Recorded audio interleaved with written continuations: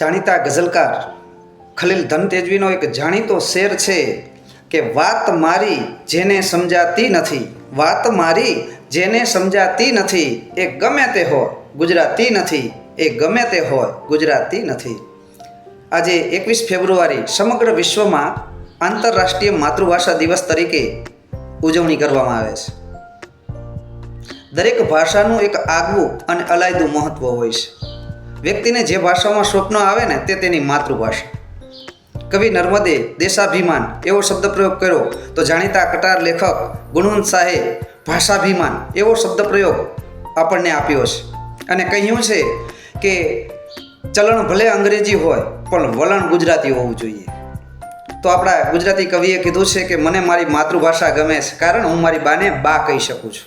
તો વળી હરદ્વાર ગોસ્વામી કહે છે કે એક ઘા અને કટકા ત્રણ એ સમજવા ગુજરાતી ભણ.